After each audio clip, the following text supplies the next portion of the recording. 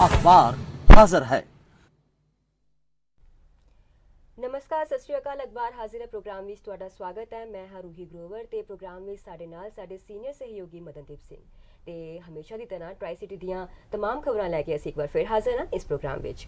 ਤੇ ਮਦਨਦੀਪ ਜੀ, ਇਹ ਸਭ ਤੋਂ ਪਹਿਲਾ ਖਬਰ ਹੈ ਅਮਰ ਉਜਾਲਾ ਚੰਡੀਗੜ੍ਹ ਤੋਂ ਕਿ ਚੰਡੀਗੜ੍ਹ ਵਿੱਚ ਲਾਕਡਾਊਨ ਦਾ 1 ਸਾਲ ਪ੍ਰਸ਼ਾਸਨ ਨੇ ਤਿਆਰ ਕਰਵਾਈ ਬੁੱਕ 96 ਪੇਜਾਂ ਵਿੱਚ ਪੜ੍ਹੋ ਕਰਫਿਊ ਤੋਂ ਵੈਕਸੀਨ ਤੱਕ ਦਾ ਸਫ਼ਰ। ਕੋਰੋਨਾ ਵਾਇਰਸ ਨੇ ਚੰਡੀਗੜ੍ਹ ਯੂਟੀ ਪ੍ਰਸ਼ਾਸਨ ਦੇ ਅਧਿਕਾਰੀਆਂ ਦੇ ਕੰਮ ਕਰਨ ਦੇ ਤਰੀਕਿਆਂ ਨੂੰ ਬਦਲ ਕੇ ਰੱਖ ਦਿੱਤਾ। पूरा साल यूटी प्रशासन का किवें बीतिया, इसते प्रशासन दे वल्लों एक किताब तैयार की गई है। 96 पेजेस की किताब है जिस विच कर्फ्यू तो लैके वैक्सीन तक का सफ़र तस्वीरों के राही बयान किया गया है। तो यूटी प्रशासक के सलाहकार मनोज परीदा ने किताब का विमोचन किया। इस मौके पर गृह सकत्तर अरुण कुमार गुप्ता, DC मनदीप सिंह बराड़ समेत कई अधिकारी भी मौजूद सन। तो यह किताब SDM दक्षिण सतीश कुमार जैन की निगरानी के विच उन्हां दी टीम वालों तैयार की गई। तो इस किताब में सब तो पहला वार रूम का जिक्र किया गया है जिन्हां लॉकडाउन के दौरान 30 सरकारी तो 70 होरनां रसोईयां ने मिलकर करीब 62 लाख खाने के पैकेट तैयार किए जिन्होंने कर्मचारियों ने जरूरतमंदों में वंडिया। तो रोज़ाना वरतों का जिमें समान पहुँचाने का काम CTU की बसां का सहारा लिता गया इस काम के लिए। तो सारिया जे असीं पुराने दिनों नूं याद करिए तो बापू धाम कलोनी तो कोरोना वायरस के मामले बहुत ज़्यादा तेज़ी नाल फैले सी, जिस करके शहर विच आतंक का माहौल बन गया सी ते वायरस मंडी विच ना फैले, इस करके मंडी नूं ISBT 17 विच लिया जाया गया सीगा। ते इस तो इलावा door to door screening, mobile testing, micro containment zone समेत प्रशासन के कारजां बारे दस्सिया गया है इस किताब दे विच। ते लॉकडाउन का असर बच्चों ते काफ़ी पिया। दस्सिया गया कि उन्हां दे मानसिक तनाव नूं दूर करन लई SDM की टीम वालों पतंगबाजी, पेंटिंग प्रतियोगिता, बाइक रैली, नुक्कड़ नाटक समेत कई प्रोग्रामों का आयोजन भी किया गया सी। ते किताब विच कोरोना वायरस के दिशा निर्देशों का पालन ना कर रहे लोगों के चलान ते मौके ते लोगों के की बहाने रहे ने इसका भी जिक्र किया गया, जो कि पढ़न विच काफ़ी इंटरस्टिंग होएगा जी। देखो ये इंटरस्टिंग होने वाला जो मामला तुसीं किया है जी, ये 2-3 गल्लां करन वालियां बनदियां जी। पहली गल तो यह है भी किताब छापन का मनोरथ की है प्रशासन का। मैंने तो यह गल अजीब लगी है कि उपलब्धियां प्रशासन दी, चंडीगढ़ प्रशासन दियां जिहड़ियां किसी होर दियां नहीं, सिर्फ इन्हें ही प्राप्त कीतियां हैं। फजूल खर्ची की की लोड़ सी दसो तुसीं पहलां तां जिहड़े तुसीं इन्हां दे पैसे लाए आ ਉਹ ਤੁਸੀਂ ਕਿਸੇ ਚੰਗੇ ਮਕਸਦ ਲਈ ਕਿਉਂ ਨਹੀਂ ਲਾਏ ਪੈਸੇ? ਕੀ ਉਪਲਬਧੀਆਂ ਕਰ ਲਈਆਂ ਚੰਡੀਗੜ੍ਹ ਪ੍ਰਸ਼ਾਸਨ ਨੇ? ਇਹਦੇ ਵਿੱਚ ਜਿਹੜਾ ਬਾਪੂ ਧਾਮ ਕਲੋਨੀ ਨੂੰ ਭੰਡਿਆ ਗਿਆ ਕਿ ਉੱਥੋਂ ਸ਼ੁਰੂ ਹੋਇਆ ਸੀ ਕਰੋਨਾ, ਇਹ ਕਰੋਨਾ ਦੀ ਬਿਮਾਰੀ ਤਾਂ ਹੈਗੀ ਅਮੀਰਾਂ ਦੀ ਹੈ, ਗਰੀਬ ਬੰਦੇ ਦੀ ਬਿਮਾਰੀ ਹੈ ਨਹੀਂ। ਗਰੀਬ ਬੰਦੇ ਕੋਲ ਤਾਂ ਅਮੀਰਾਂ ਕੋਲ ਗਈ ਹੋਈ ਹੈ। ਮੈਨੂੰ ਯਾਦ ਹੈ ਕਿ ਬਾਪੂ ਧਾਮ ਕਲੋਨੀ ਦਾ ਜਿਹੜਾ ਜ਼ਿਕਰ ਕਰ ਰਹੇ ਆ ਕਿ ਉੱਥੋਂ ਇਹ ਬਿਮਾਰੀ ਫੈਲੀ ਹੈ, ਉਹ ਜਿਹੜਾ ਜ਼ਿਕਰ ਹੈ ਉਹਦੇ ਵਿੱਚ ਇੱਕ ਮੁਲਾਜ਼ਮ ਸੀ ਹਸਪੀਟਲ ਦੇ ਵਿੱਚ, ਸੈਕਟਰ 32 ਸ਼ਾਇਦ ਸੀ ਉਹ ਮੁਲਾਜ਼ਮ ਸੀ ਹਸਪਤਾਲ ਦੇ ਵਿੱਚ, ਔਰ ਹਸਪਤਾਲ ਦੇ ਵਿੱਚੋਂ ਉਹਨੂੰ ਇਹ ਬਿਮਾਰੀ ਲੱਗੀ ਸੀ ਤੇ ਉਹ ਘਰ ਇੱਕ ਛੋਟਾ ਜਿਹਾ ਫੰਕਸ਼ਨ ਰੱਖ ਕੇ ਤੇ ਉਹਨੇ ਥੋੜੀ ਜਿਹੀ ਖੁਸ਼ੀ ਮਾਣਨ ਦਾ ਯਤਨ ਕੀਤਾ। ਉਹਨੂੰ ਪਤਾ ਨਹੀਂ ਸੀ ਵਿਚਾਰੇ ਨੂੰ ਵੀ ਮੈਨੂੰ ਕਰੋਨਾ ਆ, ਤੇ ਉਹਦੇ ਨਾਲ ਕਰੋਨਾ ਕੋਈ ਦੂਸਰੇ ਲੋਕਾਂ ਨੂੰ ਹੋ ਗਿਆ ਸੀ ਜੀ। ਸੋ ਪਹਿਲੀ ਗੱਲ ਤਾਂ ਇਹ ਹੈਗੀ ਹੈ ਕਿ ਬਾਪੂ ਧਾਮ ਕਲੋਨੀ ਨੇ ਨਹੀਂ ਦਿੱਤਾ ਚੰਡੀਗੜ੍ਹ ਨੂੰ ਕਰੋਨਾ। ਚੰਡੀਗੜ੍ਹ ਦੇ ਵਿੱਚ ਕਰੋਨਾ ਜਿਹੜਾ ਸੀ ਉਹ ਫੈਲਿਆ ਹੋਇਆ ਸੀ, पर चंडीगढ़ प्रशासन जिहड़ा आ ਉਹਦੇ ਲਈ ਇਹ ਬਿਮਾਰੀ ਜਿਹੜੀ ਹੈਗੀ ਹੈ ਇਹ ਗਰੀਬ ਬਸਤੀ ਤੋਂ ਅਮੀਰ ਬਸਤੀ ਵੱਲ ਆਈ ਲੱਗਦੀ ਹੈ। ਪਰ ਮੈਂ ਕਹਿੰਦਾ ਵੀ ਅਮੀਰ ਬਸਤੀ ਤੋਂ ਗਰੀਬ ਬਸਤੀ ਵੱਲ ਗਈ ਹੈ ਬਿਮਾਰੀ ਇਹ ਬਿਲਕੁਲ ਪਹਿਲੀ ਗੱਲ ਤੇ ਇਹਦੇ ਵਿੱਚ ਜੇ ਉਹਨਾਂ ਨੇ ਇਸ ਤਰ੍ਹਾਂ ਜ਼ਿਕਰ ਕੀਤਾ ਹੈ ਕਿ ਇਹ ਕਰੋਨਾ ਜਿਹੜਾ ਚੰਡੀਗੜ੍ਹ ਦੇ ਵਿੱਚ ਆਇਆ ਸੀ ਇਹ ਬਾਪੂ ਧਾਮ ਕਲੋਨੀ ਤੋਂ ਆਇਆ ਹੈ ਤਾਂ ਮੈਂ ਪ੍ਰਸ਼ਾਸਨ ਦੇ ਨਾਲ ਬਿਲਕੁਲ ਸਹਿਮਤ ਨਹੀਂ ਔਰ ਮੈਂ ਸਖਤ ਆਲੋਚਨਾ ਕਰਦਾ ਹਾਂ। ਦੂਸਰੀ ਗੱਲ ਇਹ ਹੈਗੀ ਹੈ ਕਿ ਜਿਹੜੀਆਂ ਉਪਲਬਧੀਆਂ ਦੱਸ ਰਹੇ ਆ ਕਿ ਚੰਡੀਗੜ੍ਹ ਦੀਆਂ ਬੱਸਾਂ ਦੇ ਉੱਤੇ ਅਸੀਂ ਆ ਜਿਹੜਾ ਰਾਸ਼ਨ ਪਹੁੰਚਾਇਆ, ਇਹ ਕੀਤਾ, ਉਹ ਕੀਤਾ। ਚੰਡੀਗੜ੍ਹ ਪ੍ਰਸ਼ਾਸਨ ਹੁਣ ਤੁਸੀਂ ਵੇਖ ਲਓ ਕੀ ਕਰ ਰਿਹਾ ਹੈ। ਹੁਣ ਕਰੋਨਾ ਖਤਮ ਹੋ ਗਿਆ, ਜਿਹੜਾ ਸਾਲ ਮਨਾ ਰਿਹਾ ਕਰੋਨਾ ਦਾ, ਇਹ ਕਾਹਤੋਂ ਮਨਾ ਰਹੇ ਆ ਸਾਲ? ਇਹ ਕੀ ਮਤਲਬ ਬਣਦਾ ਸਾਲ ਮਨਾਉਣ ਦਾ? ਹਾਲੇ ਸੰਕਟ ਆ। ਜੇ ਲੋਕਾਂ ਨੂੰ ਲੋੜ ਹੈ ਤੁਸੀਂ ਲੋਕਾਂ ਨੂੰ ਜਾ ਕੇ ਉਹਦੀਆਂ ਲੋੜਾਂ ਪੂਰੀਆਂ ਕਰੋ। ਤੁਸੀਂ ਕਿਤਾਬਾਂ ਛਪਾਉਂਦੇ ਫਿਰਦੇ ਹੋ, ਤੁਸੀਂ ਆਪਣੀਆਂ ਉਪਲਬਧੀਆਂ ਦੱਸਣ ਲਈ ਤਿਆਰ ਹੋ ਗਏ ਕਿ ਚੰਡੀਗੜ੍ਹ ਦੇ ਅਧਿਕਾਰੀਆਂ ਨੇ ਬਹੁਤ ਵੱਡੀਆਂ ਉਪਲਬਧੀਆਂ ਹਾਸਲ ਕੀਤੀਆਂ, ਚੰਡੀਗੜ੍ਹ ਦੇ ਉਹਨਾਂ ਦੇ ਸਟਾਫ ਨੇ ਬਹੁਤ ਉਪਲਬਧੀਆਂ ਕੀਤੀਆਂ। ਮੈਨੂੰ ਤਾਂ ਬਿਲਕੁਲ ਬੇਥਵੀ ਗੱਲ ਲੱਗਦੀ ਹੈ। ਮੈਂ ਤਾਂ ਇਸ ਗੱਲ ਨਾਲ ਬਿਲਕੁਲ ਸਹਿਮਤ ਨਹੀਂ ਹੈਗਾ। ਇਸ ਵੇਲੇ ਕਰੋਨਾ ਫੈਲਿਆ ਹੋਇਆ ਹੈ, ਤੁਹਾਡੀ ਚੰਡੀਗੜ੍ਹ ਪੁਲਿਸ ਨੂੰ ਪਤਾ ਨਹੀਂ ਟਾਰਗੇਟ ਮਿਲਿਆ ਹੋਇਆ, ਜਿਸ ਤਰ੍ਹਾਂ ਦੀਆਂ ਫੋਰਮਾਂ ਚੱਲ ਰਹੀਆਂ ਕਿ ਤੁਸੀਂ ਇੰਨੇ ਚਲਾਨ ਕੱਟਣੇ ਆ। ਜੀ। ਲੋਕਾਂ ਨੂੰ ਤੁਸੀਂ ਲੁੱਕ ਕੇ ਤੁਹਾਡੀ ਪੁਲਿਸ ਜਿਹੜੀ ਹੈਗੀ ਹੈ ਲੋਕਾਂ ਨੂੰ ਵੇਖਦੀ ਹੈ ਤੇ ਮੁੜ ਕੇ ਘੇਰਦੀ ਹੈ ਤੇ ਉਹਦਾ ਚਲਾਨ ਕੱਟਦੀ ਜਿਹਨੇ ਮਾਸਕ ਨਹੀਂ ਪਾਇਆ ਹੁੰਦਾ। ਜੀ। ਤੁਸੀਂ ਅਵੇਅਰਨੈਸ ਲੋਕਾਂ 'ਚ ਕਿਉਂ ਨਹੀਂ ਪੈਦਾ ਕਰਦੇ? ਇਹ ਪੈਸਾ ਤੁਸੀਂ ਇਸ ਤਰ੍ਹਾਂ ਦੇ ਕੰਮਾਂ 'ਚ ਕਿਉਂ ਨਹੀਂ ਲਾਉਂਦੇ ਜੀ। ਕਿ ਲੋਕਾਂ ਨੂੰ ਇਸ ਬਿਮਾਰੀ ਤੋਂ ਬਚਾਉਣ ਵਾਸਤੇ ਅਵੇਅਰਨੈਸ ਚਲਾਈ ਜਾਏ। ਇਹ ਥੋੜ੍ਹਾ ਹੈ ਕਿ ਤੁਸੀਂ ਸਿਰਫ ਪੁਲਿਸ ਦੇ ਡੰਡੇ ਨਾਲ ਲੋਕਾਂ ਨੂੰ ਅੱਗੇ ਲਾ ਕੇ ਰੱਖੋ। ਜੀ। ਇਹ ਸਰਾਸਰ ਬਿਲਕੁਲ ਬਕਵਾਸ ਆ। ਇਸ ਤਰ੍ਹਾਂ ਦੇ ਫਜ਼ੂਲ ਖਰਚੀ ਨਹੀਂ ਹੋਣੀ ਚਾਹੀਦੀ। ਜੀ। ਔਰ ਮੈਂ ਇਹ ਸਮਝਦਾ ਹਾਂ ਜਿਹੜੀਆਂ ਉਪਲਬਧੀਆਂ ਗਿਣਾ ਰਹੇ ਆ ਇਹ ਬਿਲਕੁਲ ਗਲਤ ਆ। ਜੇ ਕਰੋਨਾ ਨੇ ਵਾਕਿਆ ਹੀ ਲੋਕਾਂ ਨੂੰ ਇੰਨਾ ਤਕਲੀਫ ਦਿੱਤੀ ਹੈ ਔਰ ਲੋਕਾਂ ਦੇ ਵਿੱਚ ਇਸ ਤਰ੍ਹਾਂ ਇਹਦੀ ਇੱਕ ਤਕਲੀਫ ਜਿਹੜੀ ਹੈਗੀ ਉਹਨਾਂ ਦੇ ਮਨਾਂ 'ਚ ਠਹਿਰੀ ਹੋਈ ਹੈ ਤੇ ਮੇਰੇ ਖਿਆਲ ਦੇ ਮੁਤਾਬਕ ਜਿਹੜੇ ਲੋਕ ਹੈਗੇ ਆ ਇਹਦੇ 'ਚ ਬੜਾ ਅੱਛਾ ਲਿਟਰੇਚਰ ਉਭਰੇਗਾ। ਜਿਵੇਂ ਕਿਸੇ ਜ਼ਮਾਨੇ ਜਿਹੜਾ ਹੈਗਾ ਬਹੁਤ ਵੱਡੇ ਮਹਾਂਮਾਰੀਆਂ ਆਈਆਂ ਸੀ ਔਰ ਉਹਦੇ ਵਿੱਚ ਜਿਹੜਾ ਉਹਦੇ ਵਿੱਚੋਂ ਵੀ ਲਿਟਰੇਚਰ ਨਿਕਲਿਆ ਸੀ, ਉਸ ਤਰ੍ਹਾਂ ਆਊਗਾ, ਸਾਹਿਤ ਆਊਗਾ, ਨਾਵਲ ਵੀ ਲਿਖੇ ਜਾ ਸਕਦੇ ਆ, ਹੋਰ ਵੀ ਕਹਾਣੀਆਂ ਵੀ ਲਿਖੀਆਂ ਜਾਣਗੀਆਂ, ਕਵਿਤਾਵਾਂ ਵੀ ਲਿਖੀਆਂ ਜਾਣਗੀਆਂ ਇਸ ਦੁਖਾਂਤ ਦੀਆਂ। ਲੇਕਿਨ ਇਸ ਤਰ੍ਹਾਂ ਪ੍ਰਸ਼ਾਸਨ ਵੱਲੋਂ ਫਜ਼ੂਲ ਖਰਚੀ ਕਰਨੀ, ਫੰਕਸ਼ਨ ਕਰਾਉਣੇ ਔਰ ਕਿਤਾਬਾਂ ਇਸ ਤਰ੍ਹਾਂ ਦੇ ਰਿਲੀਜ਼ ਕਰਾਉਣੀਆਂ, ਉਹਦੇ 'ਤੇ ਇੰਨਾ ਪੈਸਾ ਲਾਉਣਾ, ਇਹ ਬਿਲਕੁਲ ਇਹ ਗਲਤ ਗੱਲ ਹੈਗੀ ਹੈ। ਸਗੋਂ ਇਹਦੇ 'ਤੇ ਆਲੋਚਨਾ ਕਰਨੀ ਬਣਦੀ ਹੈ ਲੋਕਾਂ ਦੀ। ਲੋਕ ਪ੍ਰਸ਼ਾਸਨ ਨੂੰ ਸਵਾਲ ਕਰਨ ਕਿ ਤੁਸੀਂ ਇਹ ਪੈਸਾ ਜਿਹੜਾ ਹੈਗਾ ਉਹਨਾਂ ਲੋਕਾਂ ਲਈ ਕਿਉਂ ਨਹੀਂ ਉਹਨਾਂ ਲੋਕਾਂ 'ਤੇ ਲਾਉਂਦੇ ਜਿਨ੍ਹਾਂ ਕੋਲੇ ਮਾਸਕ ਵੀ ਨਹੀਂ ਹੈਗੇ ਖਰੀਦਣ ਵਾਸਤੇ ਪੈਸਾ, ਜਾਂ ਜਿਨ੍ਹਾਂ ਦੇ ਰੁਜ਼ਗਾਰ ਖੋਲ੍ਹੇ ਗਏ, ਇਸ ਬਿਮਾਰੀ ਨੇ ਖੋਲ੍ਹੇ ਰੁਜ਼ਗਾਰ ਔਰ ਸਰਕਾਰਾਂ ਨੇ ਕੋਈ ਉਹਨਾਂ ਦੀ ਮਦਦ ਨਹੀਂ ਕੀਤੀ। ਇਹ ਪੈਸਾ ਤੁਸੀਂ ਉਹਨਾਂ ਲੋਕਾਂ 'ਤੇ ਕਿਉਂ ਨਹੀਂ ਲਾਉਂਦੇ? ਤੁਸੀਂ ਇਹ ਫਜ਼ੂਲ ਖਰਚੀ ਕਿਉਂ ਕਰ ਰਹੇ ਹੋ ਤੁਸੀਂ? ਮੈਂ ਤਾਂ ਇਹ ਗੱਲ ਕਹਾਂਗਾ ਕਿ ਜਿਹੜੀਆਂ ਇੱਥੋਂ ਦੇ ਜਿਹੜੇ ਬੁੱਧੀਜੀਵੀ ਲੋਕ ਨੇ ਚੰਡੀਗੜ੍ਹ ਦੇ, ਜਿਹੜੀਆਂ ਗੈਰ ਭਾਜਪਾ ਸਿਆਸੀ ਪਾਰਟੀਆਂ ਆ, ਉਹ ਪੁੱਛਣ, ਚੰਡੀਗੜ੍ਹ ਪ੍ਰਸ਼ਾਸਨ ਨੂੰ ਪੁੱਛਣ। ਔਰ ਕਿਉਂਕਿ ਚੰਡੀਗੜ੍ਹ ਦੇ ਵਿੱਚ ਜਿਹੜਾ ਸ਼ਾਸਨ ਆ ਉਹ ਕੇਂਦਰ ਸਰਕਾਰ ਦਾ, ਕੇਂਦਰ ਸਰਕਾਰ ਤੋਂ ਵੀ ਪੁੱਛਣ ਕਿ ਇਹ ਕੀ ਹੋ ਰਿਹਾ ਆ, ਕਿ ਇਹ ਕਿਸੇ ਦੇ ਬਾਪ ਦਾ ਪੈਸਾ ਜਿਹੜਾ ਇਹ ਚੰਡੀਗੜ੍ਹ ਪ੍ਰਸ਼ਾਸਨ ਖਰਚ ਕਰ ਰਿਹਾ ਹੈ, ਇਹ ਲੋਕਾਂ ਦਾ ਪੈਸਾ ਆ। ਜੇ ਚੰਡੀਗੜ੍ਹ ਦੇ ਵਿੱਚ ਕੋਈ ਅਸੈਂਬਲੀ ਨਹੀਂ, ਚੰਡੀਗੜ੍ਹ ਦੇ ਵਿੱਚ ਕੋਈ ਚੁਣੀ ਹੋਈ ਸਰਕਾਰ ਨਹੀਂ ਹੈਗੀ ਤਾਂ ਅਧਿਕਾਰੀ ਮਨਮਰਜ਼ੀ ਕਰ ਰਹੇ ਆ। ਇਸ ਕਰਕੇ ਲੋਕਾਂ ਨੂੰ ਜਵਾਬਦੇਹੀ ਜਿਹੜੀ ਹੈ ਇਹ ਬਣਦੀ ਹੈ ਕਿ ਤੁਸੀਂ ਇਹ ਫਜ਼ੂਲ ਖਰਚੀ ਕਿਉਂ ਕਰ ਰਹੇ ਹੋ। ਜੀ ਜੀ। ਤੇ ਅਗਲੀ ਖਬਰ ਹੈ ਦੈਨਿਕ ਜਾਗਰਣ ਚੰਡੀਗੜ੍ਹ ਦੀ ਕਿ ਚੰਡੀਗੜ੍ਹ ਵਿੱਚ ਪ੍ਰਸ਼ਾਸਨ ਲਗਾ ਸਕਦਾ ਹੈ ਲੋਕਡਾਊਨ, ਬਾਉਂਡਰੀਜ਼ ਨਹੀਂ ਹੋਣਗੀਆਂ ਸੀਲ। ਜੀ, ਕਰੋਨਾ ਵਾਇਰਸ ਇੰਨੀ ਤੇਜ਼ੀ ਨਾਲ ਵੱਧ ਰਿਹਾ ਹੈ ਕਿ ਸ਼ਹਿਰ ਵਿੱਚ ਇੱਕ ਵਾਰ ਫਿਰ ਤੋਂ ਲੋਕਡਾਊਨ ਝੇਲਣਾ ਪਏਗਾ। ਉਹੀ ਸੰਨਾਟਾ, ਉਹੀ ਸੁਨਸਾਨ ਏਰੀਆ ਦੇਖਣ ਨੂੰ ਮਿਲੇਗਾ ਤੇ ਹੁਣ ਯੂਟੀ ਪ੍ਰਸ਼ਾਸਨ ਨੂੰ ਲੋਕਡਾਊਨ ਦਾ ਅਧਿਕਾਰ ਵੀ ਮਿਲ ਚੁੱਕਿਆ ਹੈ। ਪ੍ਰਸ਼ਾਸਨ ਚਾਹੇ ਤਾਂ ਹਾਲਾਤ ਦੀ ਸਮੀਖਿਆ ਦੇ ਬਾਅਦ ਜ਼ਰੂਰਤ ਨੂੰ ਦੇਖਦੇ ਹੋਏ ਲੋਕਡਾਊਨ ਕਰ ਸਕਦਾ ਹੈ। ਦਰਅਸਲ ਕੇਂਦਰ ਸਰਕਾਰ ਨੇ ਕੋਵਿਡ ਸੰਬੰਧੀ ਗਾਈਡਲਾਈਨਸ ਦੇ ਬਦਲਾਅ ਕਰਕੇ ਸਾਰੇ ਸਟੇਟਸ ਤੇ ਯੂਟੀ ਨੂੰ ਦਿਸ਼ਾ ਨਿਰਦੇਸ਼ ਜਾਰੀ ਕੀਤੇ ਨੇ, ਜਿਸ ਦੇ ਤਹਿਤ ਹੁਣ ਸਟੇਟ ਜਾਂ ਯੂਟੀ ਦੂਸਰੇ ਸਟੇਟਸ ਨਾਲ ਲੱਗਦੀ ਬਾਉਂਡਰੀਜ਼ ਨੂੰ ਸੀਲ ਨਹੀਂ ਕਰ ਸਕਦਾ। ਸਿਰਫ ਆਪਣੇ ਦਾਇਰੇ ਵਿੱਚ ਵੱਖ-ਵੱਖ ਤਰ੍ਹਾਂ ਦੀ ਪਾਬੰਦੀਆਂ ਲਗਾਈ ਜਾ ਸਕਦੀਆਂ ਤੇ ਨਾਲ ਹੀ ਆਵਾਜਾਈ ਦੇ ਲਈ ਕਿਸੇ ਵੀ ਤਰ੍ਹਾਂ ਦੇ ਪਾਸ ਦੀ ਵਰਤੋਂ ਦੀ ਨਹੀਂ ਜ਼ਰੂਰਤ ਪਏਗੀ। ਜੇ ਮੰਨ ਲਓ ਜੀ ਚੰਡੀਗੜ੍ਹ ਪ੍ਰਸ਼ਾਸਨ ਲੋਕਡਾਊਨ ਲਾਉਂਦਾ ਆ ਜੀ ਤਾਂ ਆਧਾਰ ਕੀ ਹੈ? ਤੁਸੀਂ ਇਸ ਬਿਮਾਰੀ ਦੇ ਨਾਲ ਨਜਿੱਠਣ ਲਈ ਜਿਹੜੇ ਕਦਮ ਬਣਦੇ ਆ ਉਹ ਕਿਉਂ ਨਹੀਂ ਚੁੱਕਦੇ? ਜੀ ਦੇਖੋ, ਪਹਿਲਾਂ ਲੋਕਡਾਊਨ ਲਾਏ, ਲੋਕਾਂ ਦੇ ਰੁਜ਼ਗਾਰ ਖੁੱਸ ਗਏ।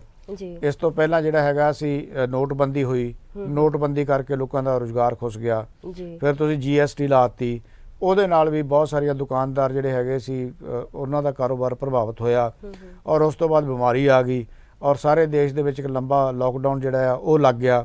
ਉਹਦੇ ਨਾਲ ਰਹਿੰਦੀ ਕਸਰ ਨਿਕਲ ਗਈ। ਲੋਕ ਜਿਹੜੇ ਹੈਗੇ ਆ ਉਹ ਸੜਕਾਂ ਤੇ ਆ ਗਏ। ਲੋਕਾਂ ਨੂੰ 2 ਡੰਗ ਦੀ ਰੋਟੀ ਖਾਣੀ, 1 ਡੰਗ ਦੀ ਰੋਟੀ ਖਾਣੀ ਵੀ ਕਈਆਂ ਨੂੰ ਔਖੀ ਹੋ ਗਈ। ਔਰ ਕਈ ਜਿਹੜੇ ਮਾਪੇ ਆ ਆਪਣੇ ਬੱਚਿਆਂ ਦੇ ਵਿਆਹ ਨਹੀਂ ਕਰ ਸਕੇ। ਉਹ ਕਈ ਤਰ੍ਹਾਂ ਦੇ ਸੰਕਟਾਂ ਦੇ ਵਿੱਚੋਂ ਲੰਘਣਾ ਪਿਆ ਲੋਕਾਂ ਨੂੰ। ਔਰ ਤੁਸੀਂ ਫਿਰ ਲੋਕਡਾਊਨ ਦੀਆਂ ਗੱਲਾਂ ਕਰ ਰਹੇ ਹੋ। ਮੈਨੂੰ ਤੇ ਸਮਝ ਨਹੀਂ ਆਉਂਦੀ ਵੀ ਤੁਸੀਂ ਇਸ ਬਿਮਾਰੀ ਨਾਲ ਨਜਿੱਠਣ ਵਾਸਤੇ ਤੁਹਾਡੇ ਕੋਲੇ ਕਿਉਂ ਨਹੀਂ ਪ੍ਰੋਗਰਾਮ ਹਾਲੇ ਤੱਕ ਬਣੇ। 1 ਸਾਲ ਹੋ ਗਿਆ, ਇੱਕ ਪਾਸੇ ਤੁਸੀਂ ਕਿਤਾਬਾਂ ਛਾਪ ਰਹੇ ਆ, ਸਾਲ ਹੋ ਗਿਆ। ਸਾਲ ਦੇ ਵਿੱਚ ਤੁਸੀਂ ਕੁਝ ਵੀ ਨਹੀਂ ਸਿੱਖੇ ਦਾ ਮਤਲਬ ਹੈਗਾ ਆ ਵੀ ਸਿੱਧਾ ਲੋਕਡਾਊਨ ਲਾ ਕੇ ਫਿਰ ਲੋਕਾਂ ਨੂੰ ਜਿਹੜਾ ਤੁਸੀਂ ਘਰਾਂ 'ਚ ਤਾੜ ਦਿਓ। ਲੋਕਾਂ ਕੋਲ ਕੁਝ ਹੈ ਜਾਂ ਨਹੀਂ ਹੈਗਾ, ਤੁਹਾਨੂੰ ਕੋਈ ਪੁੱਛਣ ਦੀ ਲੋੜ ਨਹੀਂ, ਤੁਹਾਡੀ ਕੋਈ ਜ਼ਿੰਮੇਵਾਰੀ ਨਹੀਂ ਬਣਦੀ। ਮੈਂ ਤਾਂ ਇਸ ਗੱਲ ਨੂੰ ਸੁਣ ਕੇ ਵੀ ਬੜਾ ਹੈਰਾਨ ਹਾਂ ਕਿ ਚੰਡੀਗੜ੍ਹ ਪ੍ਰਸ਼ਾਸਨ, ਚੰਡੀਗੜ੍ਹ ਇੱਕ ਛੋਟਾ ਜਿਹਾ ਸ਼ਹਿਰ, ਜੇ ਚੰਡੀਗੜ੍ਹ ਲੋਕਲ ਗੱਲ ਕਰੀਏ ਤਾਂ ਜੇ ਲੋਕਲ ਚੰਡੀਗੜ੍ਹ ਪ੍ਰਸ਼ਾਸਨ ਲੋਕਲ ਲੋਕਾਂ ਨੂੰ ਜੇ ਇੰਨੀ ਕੋਈ ਪੜ੍ਹਿਆ ਲਿਖਿਆ ਸ਼ਹਿਰ ਹੈਗਾ, ਤੁਸੀਂ ਲੋਕਾਂ ਵਿੱਚ ਇੰਨੀ ਜਾਗਰਤੀ ਨਹੀਂ ਪੈਦਾ ਕਰ ਸਕਦੇ। ਜੇ ਲੋਕਾਂ ਨੂੰ ਘਰ ਬੈਠੇ ਤੁਸੀਂ ਜਿਹੜਾ ਹੈਗਾ ਇਹ ਟੈਸਟ ਮੁਹੱਈਆ ਨਹੀਂ ਕਰਵਾ ਸਕਦੇ, ਜੇ ਤੁਸੀਂ ਸਿਰਫ ਜਿਹੜਾ ਹੈਗਾ ਪੁਲਿਸ ਦਾ ਡੰਡਾ ਹੀ ਲੋਕਾਂ 'ਤੇ ਚਲਾਉਣਾ ਆ, ਜਾਂ ਲੋਕਡਾਊਨ ਦਾ ਜਿਹੜਾ ਹੈ ਲੋਕਡਾਊਨ ਲਾ ਕੇ ਫਿਰ ਹੀ ਪੁਲਿਸ ਨੇ ਰਾਜ ਕਰਨਾ ਆ, ਜੇ ਤੁਸੀਂ ਇਸ ਤਰ੍ਹਾਂ ਦੇ ਕੰਮ ਕਰਨੇ ਆ ਤੇ ਪ੍ਰਸ਼ਾਸਨ ਦੀ ਲੋਕਾਂ ਨੂੰ ਲੋੜ ਕੀ ਹੈ? ਸੋ ਇਹ ਮੈਂ ਸਮਝਦਾ ਆ ਕਿ ਇਹਦੇ ਬਾਰੇ ਜੇ ਪ੍ਰਸ਼ਾਸਨ ਤਿਆਰੀ ਕਰ ਰਿਹਾ ਤਾਂ ਪ੍ਰਸ਼ਾਸਨ ਨੂੰ 100 ਵਾਰ ਸੋਚਣਾ ਪਏਗਾ ਕਿ ਇਹਦੇ ਲੋਕਡਾਊਨ ਦੇ ਅੱਗੇ ਜਾ ਕੇ ਕੀ ਨੁਕਸਾਨ ਹੈਗੇ ਆ। ਜੀ ਮਦਨਦੀਪ ਜੀ, ਇੰਨਾ ਹੀ ਨਹੀਂ ਬਲਕਿ ਇਹ ਵੀ ਦੱਸਿਆ ਜਾ ਰਿਹਾ ਕਿ ਜੇ ਹਾਲਾਤ ਵਿਗੜਦੇ ਰਹੇ ਤਾਂ ਮਾਰਕੀਟਸ ਵੀ ਫਿਰ ਤੋਂ ਬੰਦ ਹੋ ਸਕਦੀਆਂ ਨੇ। ਪਹਿਲਾਂ ਲੋਕਡਾਊਨ ਲੱਗਿਆ ਤਾਂ ਫਿਰ ਤਾਂ ਮਾਰਕੀਟ ਬੰਦ ਹੋਏਗੀ ਨਾ ਜੀ, ਫਿਰ ਤਾਂ ਮਾਰਕੀਟ ਖੁੱਲਣ ਦਾ ਮਤਲਬ ਹੀ ਹੈ ਨਹੀਂ ਜੀ। ਸੋ ਉਹੀ ਤੁਸੀਂ ਗੱਲ ਜਿਹੜੀ ਕਰ ਰਹੇ ਹੋ ਨਾ ਰੂਹੀ ਜੀ ਕਿ ਸਭ ਤੋਂ ਪਹਿਲੀ ਗੱਲ ਇਹ ਹੈਗੀ ਹੈ ਕਿ ਜੇ ਤੁਸੀਂ ਲੋਕਾਂ ਨੂੰ ਭੁੱਖੇ ਮਾਰਨਾ ਆ, ਜੇ ਲੋਕਾਂ ਨੇ ਮਰਨਾ ਹੀ ਮਰਨਾ ਆ, ਭਾਵੇਂ ਬਿਮਾਰੀ ਨਾਲ ਮਰ ਜਾਏ ਭਾਵੇਂ ਭੁੱਖ ਨਾਲ ਮਰ ਜਾਏ, ਜੇ ਤੁਸੀਂ ਮਾਰਨ ਤੇ ਤੁਲੇ ਹੋਏ ਹੋ ਤਾਂ ਫਿਰ ਇਹਦਾ ਕੀ ਮਤਲਬ ਬਣਦਾ ਆ। ਜਾਂ ਤਾਂ ਜਿਹੜਾ ਲੋਕਾਂ ਦਾ ਜੇ ਨੁਕਸਾਨ ਹੁੰਦਾ ਹੈ ਲੋਕਡਾਊਨ ਦੇ ਦੌਰਾਨ ਉਹਦੀ ਤੁਸੀਂ ਭਰਪਾਈ ਕਰ ਸਕਦੇ ਹੋ ਤਾਂ ਜੀ ਸਦਕੇ ਲੋਕਡਾਊਨ ਲਾਓ। ਤੁਹਾਡੀ ਕੇਂਦਰ ਦੀ ਸਰਕਾਰ ਨੇ ਤਾਂ ਪੁੱਛਿਆ ਨਹੀਂ ਲੋਕਾਂ ਨੂੰ ਲੋਕਾਂ ਨੂੰ ਇਹ ਸਗੋਂ ਕੇਂਦਰ ਦੀ ਸਰਕਾਰ ਸਾਡੇ ਪ੍ਰਧਾਨ ਮੰਤਰੀ ਤੇ ਇਹ ਕਹਿ ਰਹੇ ਸੀ ਕਿ ਇਹ ਆਪਰਚੁਨਿਟੀ ਹੈ ਸਾਡੇ ਲਈ, ਠੀਕ ਹੈ ਨਾ, ਸਾਡੇ ਲਈ ਮੌਕਾ ਆ ਕਿ ਅਸੀਂ ਇਹਨੂੰ ਵੀ ਮੌਕੇ ਵਿੱਚ ਬਦਲਾਂਗੇ, ਇਸ ਬਿਮਾਰੀ ਨੂੰ ਵੀ ਮੌਕੇ 'ਚ ਕਿਵੇਂ ਬਦਲਿਆ ਆ। ਮਾਸਕ ਜਿਹੜੇ ਹੈਗੇ ਆ ਵੀ ਉਹ ਬਣਾ ਕੇ ਅਸੀਂ ਵੇਚਾਂਗੇ, ਅਸੀਂ ਦਵਾਈਆਂ ਵੇਚਾਂਗੇ, ਹੁਣ ਵੈਕਸੀਨ ਵੇਚਣੀ ਹੈ। ਸੋ ਇਹ ਜਿਹੜੀਆਂ ਚੀਜ਼ਾਂ ਹੈਗੀਆਂ ਇਹ ਇਸ ਤਰ੍ਹਾਂ ਨਹੀਂ ਹੋਣਾ ਚਾਹੀਦਾ, ਇਹਨੂੰ ਹਿਊਮਨ ਗਰਾਊਂਡ 'ਤੇ ਸੋਚਣਾ ਚਾਹੀਦਾ ਆ। ਮਨੁੱਖੀ ਜਾਨਾਂ ਬਚਾਉਣੀਆਂ ਬਹੁਤ ਜ਼ਰੂਰੀ ਹੈ ਪਰ ਮਨੁੱਖੀ ਜਾਨਾਂ ਨੂੰ ਬਚਾਓ, ਮਨੁੱਖੀ ਜਾਨਾਂ ਨੂੰ ਮਾਰੋ ਨਾ। ਜੇ ਤੁਸੀਂ ਲੋਕਡਾਊਨ ਲਾ ਕੇ ਭੁੱਖ ਨਾਲ ਮਾਰਨਾ ਲੋਕਾਂ ਨੂੰ ਤਾਂ ਲੋਕ ਭਾਵੇਂ ਬਿਮਾਰੀ ਨਾਲ ਮਰਨ ਭਾਵੇਂ ਭੁੱਖ ਨਾਲ ਮਰਨ, ਮੇਰੇ ਲਈ ਤਾਂ ਇੱਕ ਗੱਲ ਹੀ ਹੈ ਜੀ। ਜੀ ਤੇ ਹੁਣ ਇਹ ਖਬਰ ਹੈ ਦੈਨਿਕ ਜਾਗਰਣ ਚੰਡੀਗੜ੍ਹ ਤੋਂ ਕਿ ਮੁਹਾਲੀ ਵਿੱਚ ਪਾਰਕਿੰਗ ਦੀ ਦਿੱਕਤ, ਪਾਰਸ਼ਦਾਂ ਨੇ ਗਮਾਡਾ ਨੂੰ ਲਿਖਿਆ ਪੱਤਰ ਤੇ ਘਰ ਦਾ ਨਕਸ਼ਾ ਪਾਸ ਕਰਨ ਲਈ ਦਿੱਤਾ ਸੁਝਾਅ। ਤੇ ਮੁਹਾਲੀ ਵਿੱਚ ਨਕਸ਼ਾ ਪਾਲਿਸੀ ਵਿੱਚ ਬਦਲਾਅ ਦੀ ਮੰਗ ਉੱਠਣ ਲੱਗੀ ਹੈ। ਸ਼ਹਿਰ ਵਿੱਚ ਫੇਜ਼ਾਂ ਤੇ ਸੈਕਟਰਾਂ ਦੀ ਪਾਰਕਿੰਗ ਦੀ ਕਿੱਲਤ ਦੇ ਚੱਲਦੇ ਲੋਕ ਇਹ ਮੰਗ ਕਰ ਰਹੇ ਨੇ ਕਿ ਘਰਾਂ ਨੂੰ 4 ਮੰਜ਼ਲਾ ਬਣਾਉਣ ਦੀ ਅਨੁਮਤੀ ਦਿੱਤੀ ਜਾਵੇ ਜਦਕਿ ਬੇਸਮੈਂਟ ਨੂੰ ਪਾਰਕਿੰਗ ਬਣਾਉਣਾ ਲਾਜ਼ਮੀ ਕੀਤਾ ਜਾਏ। ਇਸ ਦੇ ਨਾਲ ਸ਼ਹਿਰ ਵਿੱਚ ਜਿਹੜੀ ਪਾਰਕਿੰਗ ਦੀ ਸਮੱਸਿਆ ਚੱਲ ਰਹੀ ਹੈ ਉਸ ਤੋਂ ਛੁਟਕਾਰਾ ਮਿਲ ਸਕੇਗਾ। ਪਾਰਸ਼ਦਾਂ ਨੇ ਇਹ ਮੰਗ ਨੂੰ ਲੈ ਕੇ greater Mohali area development authority GMADA ਨੂੰ ਪੱਤਰ ਲਿਖਿਆ ਹੈ। ਪੱਤਰ ਵਿੱਚ ਕਿਹਾ ਗਿਆ ਕਿ ਗਮਾਡਾ ਨੂੰ ਚਾਹੀਦਾ ਹੈ ਕਿ ਨਵੇਂ ਵਸਰੇ ਸੈਕਟਰਾਂ ਵਿੱਚ ਸਟ੍ਰੀਟ ਪਾਰਕਿੰਗ ਨੂੰ ਲਾਜ਼ਮੀ ਕੀਤਾ ਜਾਏ। ਪੁਰਾਣੇ ਸੈਕਟਰਾਂ ਦੇ ਫੇਜ਼ਾਂ ਵਿੱਚ ਜੋ ਲੋਕ ਪੁਰਾਣੇ ਘਰਾਂ ਨੂੰ ਨਵਾਂ ਰੂਪ ਦੇ ਰਹੇ ਨੇ ਉਹ ਵੀ 4 ਮੰਜ਼ਲਾ ਉਹਨਾਂ ਨੂੰ 4 ਮੰਜ਼ਲਾ ਘਰ ਬਣਾਉਣ ਦੀ ਅਨੁਮਤੀ ਦਿੱਤੀ ਜਾਵੇ ਤੇ ਇਸ ਨੂੰ ਲੈ ਕੇ ਫੈਸਲਾ ਵੀ ਫੌਰਨ ਦਿੱਤਾ ਜਾਵੇ। ਜੀ ਦੇਖੋ ਇਹਦੀ ਕੋਈ ਸ਼ੱਕ ਨਹੀਂ, ਬੜੀ ਵੱਡੀ ਸਮੱਸਿਆ ਆ ਜੀ। ਇੱਕ ਜ਼ਮਾਨਾ ਸੀ, ਮੈਨੂੰ ਯਾਦ ਹੈ ਕਿ ਜਦੋਂ ਅੱਜ ਤੋਂ ਅਸੀਂ ਜੇ 25-30 ਸਾਲ ਦੀ ਗੱਲ ਕਰੀਏ ਤਾਂ ਮੁਹਾਲੀ ਦੇ ਸੜਕਾਂ ਬਹੁਤ ਚੌੜੀਆਂ ਲੱਗਦੀਆਂ ਸੀ, ਪਰ ਅੱਜ ਜੇ ਤੁਸੀਂ ਮੁਹਾਲੀ ਦੇ ਬਾਜ਼ਾਰਾਂ ਵਿੱਚ ਚਲੇ ਜਾਓ ਤਾਂ ਤੁਹਾਨੂੰ ਇੰਨਾ ਟਾਈਮ ਲੱਗ ਜਾਂਦਾ ਹੈ, ਰੁਕਾਵਟਾਂ ਪੈਦਾ ਹੁੰਦੀਆਂ, ਟ੍ਰੈਫਿਕ ਇੰਨਾ ਜ਼ਿਆਦਾ ਹੈ, ਕਾਰ ਤੇ ਕਾਰ ਚੜ੍ਹੀ ਪਈ ਹੈ। ਔਰ ਇਹ ਕਾਰਾਂ ਜਿਹੜੀਆਂ ਜਾ ਕੇ ਜਦੋਂ ਘਰਾਂ ਦੇ ਵਿੱਚ ਜਾਂਦੀਆਂ ਤਾਂ ਘਰਾਂ ਦੇ ਵਿੱਚ ਜਾ ਕੇ ਗਲੀਆਂ ਦੇ ਵਿੱਚ, ਮਿਸਾਲ ਦੇ ਤੌਰ ਤੇ ਇੱਕ ਤੁਹਾਡੀ ਜਿਹੜੀ ਹੈਗੀ ਹੈ 30 ਫੁੱਟ ਦੀ ਗਲੀ ਹੈ, 30 ਫੁੱਟ ਦੀ ਗਲੀ ਦੇ ਵਿੱਚ ਇੱਕ ਇੱਧਰ ਘਰ ਹੈ, ਇੱਕ ਸਾਹਮਣੇ ਘਰ ਆ, 2 ਕਾਰਾਂ ਉੱਧਰ ਖੜੀਆਂ, 2 ਕਾਰਾਂ ਇੱਧਰ ਖੜੀਆਂ ਆ ਤੇ ਵਿੱਚੋਂ ਲੰਘਣਾ ਲੋਕਾਂ ਲਈ ਔਖਾ ਹੋ ਜਾਂਦਾ ਆ। ਔਰ ਪਾਰਕਿੰਗ ਦੇ ਪਿੱਛੇ ਖਾਸ ਕਰਕੇ ਘਰਾਂ ਦੇ ਵਿੱਚ, ਮਾਰਕੀਟ 'ਚ ਵੀ ਬੜੀ ਵੱਡੀ ਸਮੱਸਿਆ ਆ। ਔਰ ਘਰਾਂ ਦੇ ਵਿੱਚ ਤਾਂ ਤੁਸੀਂ ਪੁੱਛੋ ਨਾ, ਘਰਾਂ ਦੇ ਵਿੱਚ ਤੁਹਾਨੂੰ ਯਾਦ ਹੋਣਾ ਹੈ ਹਾਲੇ ਕੋਈ ਬਹੁਤਾ ਸਮਾਂ ਨਹੀਂ ਹੋਇਆ ਕਿ ਇੱਕ ਵਕੀਲ ਜਿਹੜਾ ਹੈਗਾ ਸੀ ਉਹਨੂੰ ਗੋਲੀ ਮਾਰ ਕੇ ਇਸ ਕਰਕੇ ਮਾਰ ਦਿੱਤਾ ਗਿਆ ਕਿ ਕਾਰ ਦੀ ਪਾਰਕਿੰਗ ਨੂੰ ਲੈ ਕੇ ਆਪਸ ਵਿੱਚ ਘਰਾਂ 'ਚ ਝਗੜਾ ਹੋ ਗਿਆ ਸੀ, ਨੇੜੇ ਘਰ ਸੀਗਾ ਤੇ ਇੱਕ ਧਿਰ ਨੇ ਜਿਹੜਾ ਹੈਗਾ ਸਿੱਧੀ ਗੋਲੀ ਚਲਾ ਕੇ ਉਹਦੀ ਜਾਨ ਲੈ ਲਈ। ਨੌਜਵਾਨ ਵਕੀਲ ਸੀ ਉਹ। ਔਰ ਇਸ ਤਰ੍ਹਾਂ ਦੀ ਸਮੱਸਿਆ ਮੁਹਾਲੀ ਦੇ ਵਿੱਚ ਆਉਣ ਵਾਲੇ ਦਿਨਾਂ 'ਚ ਹੋਰ ਜ਼ਿਆਦਾ ਸੰਕਟ ਪੈਦਾ ਕਰੇਗੀ। ਔਰ ਜੇ ਤੁਸੀਂ ਮਾਰਕੀਟਾਂ ਦੀ ਗੱਲ ਕਰੋ ਤਾਂ ਮਾਰਕੀਟਾਂ ਦੀ ਹਾਲਤ ਅੱਜ ਇਹ ਹੈਗੀ ਹੈ ਕਿ ਸੜਕ ਦੇ ਉੱਤੇ ਗੱਡੀਆਂ ਰੁਕਣੀਆਂ ਪੈ ਰਹੀਆਂ ਮਜਬੂਰੀ 'ਚ ਲੋਕਾਂ ਨੂੰ। ਮਾਰਕੀਟਾਂ ਦੇ ਵਿੱਚ ਪਾਰਕਿੰਗ ਹੀ ਹੈ ਨਹੀਂ ਹਾਲੇ ਤੱਕ। ਉੱਥੇ ਨਾ ਕੋਈ ਅੰਡਰਗਰਾਊਂਡ ਪਾਰਕ ਬਣਾਈ ਗਈ ਹੈ ਜਿਵੇਂ ਚੰਡੀਗੜ੍ਹ ਦੀ ਤਾਰੀ ਤੇ ਚੰਡੀਗੜ੍ਹ 17 ਸੈਕਟਰ ਦੇ ਵਿੱਚ ਜਾਂ ਹੋਰ ਵੀ ਕਈ ਮਾਰਕੀਟਾਂ ਦੇ ਵਿੱਚ ਜਿਹੜੀ ਹੈਗੀ ਉਹ ਅੰਡਰਗਰਾਊਂਡ ਪਾਰਕਿੰਗ ਬਣਾਈ ਗਈ ਹੈ। ਪਰ ਮੁਹਾਲੀ ਪ੍ਰਸ਼ਾਸਨ, ਮੈਂ ਹੈਰਾਨ ਹੈ ਇਸ ਗੱਲੋਂ, ਮੁਹਾਲੀ ਦੇ ਵਿੱਚ ਜਿਹੜੇ ਪਿਛਲੀ ਜਿਹੜਾ ਮੇਅਰ ਦੀ ਜਿਹੜੀ ਟਰਮ ਗਈ ਹੈ ਉਸ ਟਰਨਓਵਰ ਦੇ ਵਿੱਚ ਵੀ ਕੁਝ ਨਹੀਂ ਕੀਤਾ ਗਿਆ। ਕਮ ਸੇ ਕਮ ਜਿਹੜੀ ਹੈਗੀ ਹੈ ਇਸ ਤਰ੍ਹਾਂ ਦੀ ਜਿਹੜੀ ਜ਼ਿੰਮੇਵਾਰੀ ਬਣਦੀ ਸੀ ਉਹ ਤਾਂ ਪੂਰੀ ਕਰਨੀ ਚਾਹੀਦੀ ਸੀ। ਜੇ ਤੁਸੀਂ ਗਮਾਡਾ ਨੇ ਬਣਾਉਣਾ ਹੈ, ਜੇ ਗਮਾਡਾ ਨੇ ਨਕਸ਼ਾ ਪਾਸ ਕਰਨਾ ਆ ਤੇ ਇਹ ਤਾਂ ਨਹੀਂ ਹੋ ਸਕਦਾ ਨਾ ਕਿ ਜੇ ਚੰਡੀਗੜ੍ਹ ਦਾ ਚੁਣੇ ਹੋਏ ਜਿਹੜੀ ਅਸੈਂਬਲੀ ਹੈ, ਚੁਣੀ ਹੋਈ ਜਿਹੜਾ ਨਗਰ ਕਾਰਪੋਰੇਸ਼ਨ ਆ, ਜੇ ਉਹਦੇ ਵੱਲੋਂ ਇਸ ਤਰ੍ਹਾਂ ਦੀ ਮੰਗ ਕੀਤੀ ਜਾਂਦੀ ਜਾਂ ਇਨੀਸ਼ੀਏਟ ਲਿਆ ਜਾਂਦਾ ਹੈ ਤੇ ਹੋ ਨਹੀਂ ਸਕਦਾ ਉਹ ਤੇ ਬਣੇ ਨਾ। ਪਰ ਇੱਕ ਕਮਾਲ ਦੀ ਗੱਲ ਇਹ ਹੈ ਕਿ ਚੁਣੇ ਹੋਏ ਮੈਂਬਰ ਵੀ ਇੰਨੇ ਅਵੇਸਲੇ ਆ, ਉਹ ਵੀ ਧਿਆਨ ਨਹੀਂ ਦੇ ਰਹੇ। ਔਰ ਮੈਨੂੰ ਲੱਗਦਾ ਵੀ ਆਉਣ ਵਾਲੇ ਦਿਨਾਂ ਵਿੱਚ ਜੇ ਮੁਹਾਲੀ ਦੇ ਵਿੱਚ ਲੜਾਈ ਝਗੜੇ ਹੋਣਗੇ ਤਾਂ ਪਾਰਕਿੰਗ ਨੂੰ ਲੈ ਕੇ ਬੜੇ ਜ਼ਬਰਦਸਤ ਲੜਾਈ ਝਗੜੇ ਹੋਣਗੇ। ਔਰ ਇਹ ਇੱਕ ਬੜਾ ਵੱਡਾ ਸੰਕਟ ਆ, ਇਹਨੂੰ ਧਿਆਨ 'ਚ ਰੱਖਣ ਦੀ ਲੋੜ ਹੈ। ਸਿਰਫ ਇਹ ਨਹੀਂ ਕਿ ਤੁਸੀਂ ਜੀ ਘਰ ਨੂੰ 4 ਮੰਜ਼ਿਲਾ ਬਣਾਉਣ ਦੀ ਇਜਾਜ਼ਤ ਦੇ ਦਿਓ ਤੇ ਥੱਲੇ ਜਿਹੜਾ ਹੈਗਾ ਪਾਰਕਿੰਗ ਦਾ ਤੁਹਾਨੂੰ ਬਣਾ ਦਿੱਤਾ ਜਾਏ। ਮਾਰਕੀਟ ਦੀ ਪਾਰਕਿੰਗ ਦਾ ਕੀ ਹੋਊਗਾ, ਇਹ ਵੀ ਧਿਆਨ ਦਿਓ ਨਾ। ਸਿਰਫ ਇਹ ਤਾਂ ਨਹੀਂ ਘਰਾਂ ਦੇ ਵਿੱਚ ਹੀ ਸਮੱਸਿਆ ਹੈਗੀ ਹੈ। ਮੋਹਾਲੀ ਦੇ ਵਿੱਚ, ਮੋਹਾਲੀ ਦੇ ਤਾਂ ਸੜਕਾਂ ਛੋਟੀਆਂ ਪੈ ਰਹੀਆਂ ਇਸ ਵੇਲੇ। ਤਾਂ ਮੋਹਾਲੀ ਦੇ ਵਿੱਚ ਇਹ ਹਾਲਤ ਆ ਵੀ ਜਦੋਂ ਪੀਕ ਹਾਰ ਜਿਹੜੇ ਹੁੰਦੇ ਆ ਸ਼ਾਮ ਤੇ ਸਵੇਰ ਜਿਹੜੀ ਆ, ਤੁਸੀਂ ਉੱਥੋਂ ਤੁਹਾਨੂੰ ਘੰਟਾ ਵੀ ਲੱਗ ਜਾਂਦਾ। ਇੱਕ ਛੋਟਾ ਜਿਹਾ ਜਿਹੜਾ ਫਾਸਲਾ ਆ ਜੋ ਵੀ ਪਾਰ ਕਰਨਾ ਤਾਂ ਬਹੁਤ ਔਖਾ ਆ। ਗੱਡੀ ਤਾਂ ਗੱਡੀ ਖਹਿੰਦੀ ਹੈ। ਬਹੁਤ ਬੁਰੀ ਹਾਲਤ ਹੈਗੀ ਆ ਮੋਹਾਲੀ ਦੇ ਅੰਦਰ। ਔਰ ਮੋਹਾਲੀ ਪ੍ਰਸ਼ਾਸਨ ਨੂੰ ਬਹੁਤ ਜਲਦੀ ਇਹਦੇ ਬਾਰੇ ਨਿਬੇੜਾ ਕਰਨਾ ਚਾਹੀਦਾ, ਬੜੀ ਜਲਦੀ ਇਹਦੇ ਬਾਰੇ ਸੋਚਣਾ ਚਾਹੀਦਾ ਜੀ। ਜੀ ਤੇ ਇੱਕ ਖਬਰ ਹੈ ਦੈਨਿਕ ਭਾਸਕਰ ਤੋਂ ਕਿ ਪੀਯੂ ਵਿੱਚ ਸਟੂਡੈਂਟਸ ਦਾ ਰੋਸ਼, ਜੋਸ਼ੀ ਲਾਇਬ੍ਰੇਰੀ ਦੇ ਬਾਹਰ ਕੀਤਾ ਪ੍ਰਦਰਸ਼ਨ। ਏਸੀ ਜੋਸ਼ੀ ਲਾਇਬ੍ਰੇਰੀ ਨੂੰ ਖੋਲ੍ਹਣ ਨੂੰ ਲੈ ਕੇ ਐਸਐਫਐਸ ਦੇ ਬੈਨਰ ਹੇਠਾਂ ਸਟੂਡੈਂਟਸ ਨੇ ਪੰਜਾਬ ਯੂਨੀਵਰਸਿਟੀ ਵਿੱਚ ਹੰਗਾਮਾ ਕੀਤਾ। ਸਟੂਡੈਂਟਸ ਦਾ ਕਹਿਣਾ ਸੀ ਕਿ ਪਹਿਲਾਂ ਵੀ ਕਰੀਬ 1 ਸਾਲ ਤੱਕ ਲਾਇਬ੍ਰੇਰੀ ਬੰਦ ਰਹਿਣ ਕਰਕੇ ਉਹਨਾਂ ਦੀ ਪੜ੍ਹਾਈ ਜਿਹੜੀ ਹੈ ਪ੍ਰਭਾਵਿਤ ਹੋਈ ਹੈ ਤੇ ਹੁਣ ਦੁਬਾਰਾ ਕਰੋਨਾ ਦੇ ਡਰ ਕਰਕੇ ਇਹਨੂੰ ਬੰਦ ਕਰ ਦਿੱਤਾ ਗਿਆ ਤੇ ਇਸ ਤਰ੍ਹਾਂ ਉਹਨਾਂ ਦੀ ਕਿੰਨੀ ਪੜ੍ਹਾਈ ਸਫਰ ਕਰੇਗੀ, ਯੂਨੀਵਰਸਿਟੀ ਪ੍ਰਸ਼ਾਸਨ ਨੇ ਸੋਚਣਾ ਚਾਹੀਦਾ ਹੈ। ਬਿਲਕੁਲ ਇਹ ਬੜੀ ਅਜੀਬ ਗੱਲ ਹੈਗੀ ਹੈ। ਉਹੀ ਗੱਲ ਹੈ ਨਾ ਜੀ ਵੀ ਅੱਜ ਕੱਲ੍ਹ ਇਹ ਹੋ ਰਿਹਾ ਹੈ ਵੀ ਜੇ ਕਰੋਨਾ ਹੈ ਜੀ ਤਾਂ ਕਰੋਨਾ ਕਰਕੇ ਸਾਰੇ ਕੰਮ ਬੰਦ ਕਰਤੇ ਜਾਣ, ਜੀ ਡਿਪਾਰਟਮੈਂਟ ਬੰਦ ਕਰਤੇ ਜਾਣ। ਜੀ ਲਾਇਬ੍ਰੇਰੀ ਯੂਨੀਵਰਸਿਟੀ ਦਾ ਉਹ ਇੱਕ ਅੰਗ ਹੈ ਜਿੱਥੇ ਵਿਦਿਆਰਥੀਆਂ ਨੇ ਕਲਾਸ ਤੋਂ ਬਾਅਦ ਜਾ ਕੇ ਜੇ ਨਹੀਂ ਪੜ੍ਹਦੇ ਤਾਂ ਮੇਰਾ ਖਿਆਲ ਨਹੀਂ ਹੈਗਾ ਕਿ ਵਿਦਿਆਰਥੀ ਉਹ ਕੁਝ ਪ੍ਰਾਪਤ ਕਰ ਸਕਦੇ ਹੈ ਜਿਹੜੀ ਉਹਨਾਂ ਦੀ ਪ੍ਰਾਪਤ ਕਰਨ ਦੀ ਇੱਛਾ ਹੈ ਅੰਦਰ। ਲਾਇਬ੍ਰੇਰੀ ਇੱਕ ਬਹੁਤ ਵੱਡਾ ਖਜ਼ਾਨਾ ਹੈ। ਯੂਨੀਵਰਸਿਟੀ ਦੀ ਲਾਇਬ੍ਰੇਰੀ ਜਿਹੜੀ ਹੈਗੀ ਹੈ ਉਹਦੇ ਵਿੱਚ ਇਸ ਤਰ੍ਹਾਂ ਦਾ ਖਜ਼ਾਨਾ ਪਿਆ ਹੈ ਕਿ ਤੁਹਾਨੂੰ ਕਈ ਤਾਂ ਬਾਹਰੋਂ ਕਿਤਾਬਾਂ ਹੀ ਨਹੀਂ ਮਿਲਦੀਆਂ। ਜਿਹੜੀਆਂ ਕਿਤਾਬਾਂ ਇੰਨੀਆਂ ਪੁਰਾਣੀਆਂ ਹੈ ਕਿ ਤੁਹਾਨੂੰ ਹੋਰ ਛਪੀਆਂ ਹੋਈਆਂ ਕਿਤਾਬਾਂ ਮਾਰਕੀਟ 'ਚ ਨਹੀਂ ਮਿਲਣਗੀਆਂ, ਲਾਇਬ੍ਰੇਰੀ 'ਚ ਪ੍ਰਾਪਤ ਹੋ ਸਕਦੀਆਂ ਆ। ਔਰ ਲਾਇਬ੍ਰੇਰੀ ਤੋਂ ਜੇ ਮੰਨ ਲਓ ਜੇ ਵਿਦਿਆਰਥੀ ਸਾਰੀਆਂ ਕਿਤਾਬਾਂ ਖਰੀਦ ਕੇ ਪੜ੍ਹਨਗੇ ਤਾਂ ਉਹ ਵੀ ਸੌਖਾ ਨਹੀਂ ਹੈਗਾ।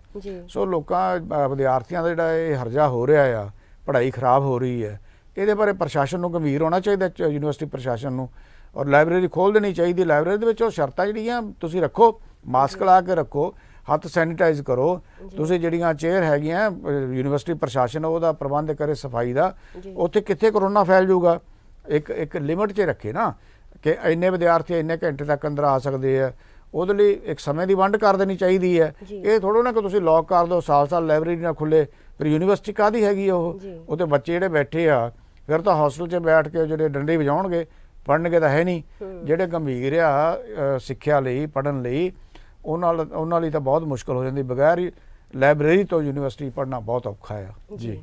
ਜੀ ਤੇ ਇਸ ਦੇ ਨਾਲ ਹੀ ਸਾਡਾ ਅੱਜ ਦਾ ਅਖਬਾਰ ਹਾਜ਼ਰ ਹੈ ਪ੍ਰੋਗਰਾਮ ਹੁਣ ਸਮਾਪਤ ਹੁੰਦਾ ਹੈ। ਜੇਕਰ ਤੁਸੀਂ ਆਪਣੀ ਪਸੰਦ ਦੀ ਕੋਈ ਖਬਰ ਵੇਖਣਾ ਚਾਹੁੰਦੇ ਹੋ ਜਾਂ ਸਾਡੇ ਤੋਂ ਕੋਈ ਖਬਰ ਪਹੁੰਚਾਉਣਾ ਚਾਹੁੰਦੇ ਹੋ ਤਾਂ ਥੱਲੇ ਸਕਰੀਨ ਤੇ ਨੰਬਰਸ ਤੇ ਕੰਟੈਕਟ ਸਾਨੂੰ ਕਰ ਸਕਦੇ ਹੋ। शुक्रिया। अखबार हाजिर है।